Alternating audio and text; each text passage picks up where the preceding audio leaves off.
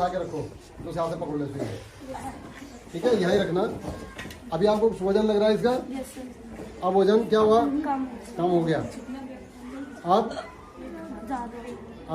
कम हो गया। तो इसका मतलब इसका वजन कम क्यों हो रहा था? क्योंकि मैं इसको धक्का लगा रहा था ना, फोर्स लगा रहा था। इसी तरह से यहाँ पर जब ये पानी के अंदर था तो इस पे कोई ना कोई फोर्स लगा रहा था। कौन लगा रहा था? क्या मैं था वहाँ पे? क्या आप थे वहाँ पे? तो पानी। इसका मतलब ये द्रव की क्या है? एक क्या है?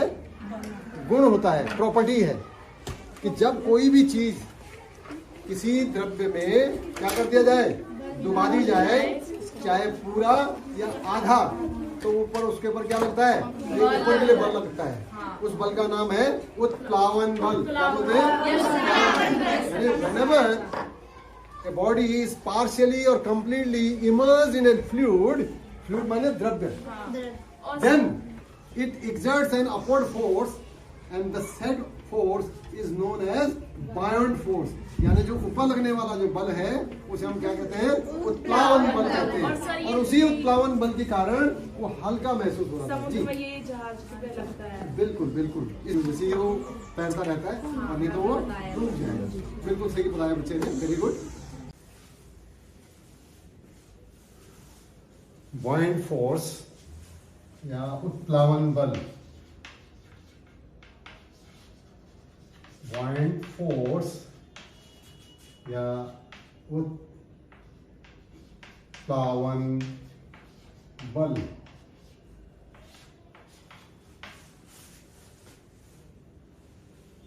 तो whenever a body is immersed in a fluid, then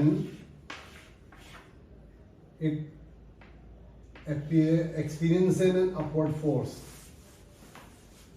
So more is the dipped portion, more is the force. So that force is the buoyant force that depends on the volume of the liquid displaced.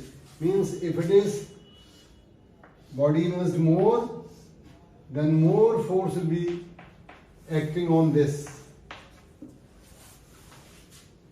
So it is directly proportional to volume of the dipped portion or volume of water or fluid displaced by the body. The second is if the density of the liquid is more, then more will be the buoyant force. So that depends on the density of the fluid also in which the object is partially or completely immersed. And third is gravity at that place. So the buoyant force equals to V rho G, and which is equal to weight of the fluid displaced. That means weight of the water displaced. जो उत्प्लावन बल है वो अगर वस्तु को हम थोड़ा डुबाएंगे, यानी उसका कुछ पोर्शन ही डूबेगा, तो उत्प्लावन बल भी थोड़ा ही लगेगा। अगर उसको हम ज्यादा डुबा देंगे तो उत्प्लावन बल भी ज्यादा लगेगा। और मैक्सिमम कितना लगेगा? जब वो कंप्लीटली डूब गया तो ये F मैक्सिमम है, ये सबसे अधिक हो जाएगा, यानी when it is completely immersed. So then that means ये जो उत्प्लावन बल है वो जितना पोर्शन उसका डूबा हुआ है उसके वॉल्यूम के समानुपाती है। यानी जो भी ये द्रव को विस्थापित करेगा उस द्रव के आयतन के समानुपाती होगा। यानी F is directly proportional to V।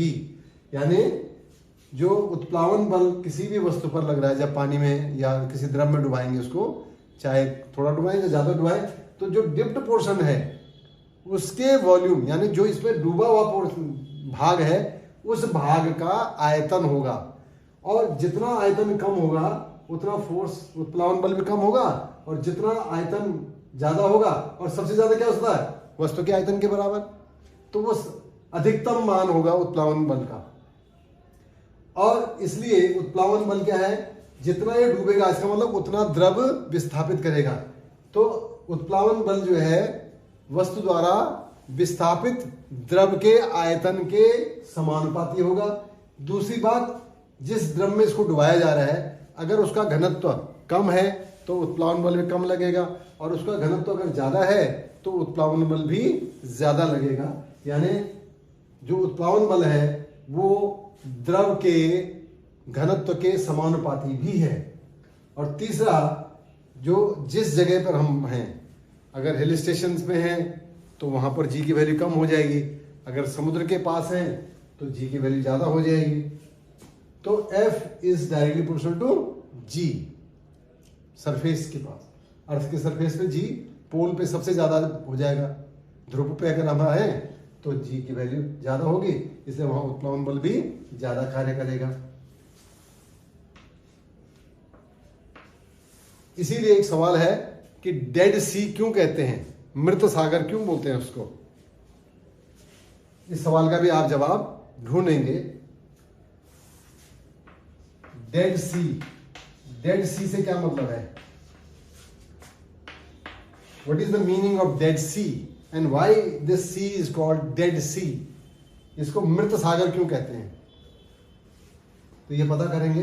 तो ये क्या है, बाइंड फोर्स की वैल्यू ये है, जहां V जो है वो क्या है, वस्तु द्वारा विस्थापित द्रव का आयतन, रो क्या है, द्रव का घनत्व, और G क्या है वहां पर गुरुत्वीय त्वरण।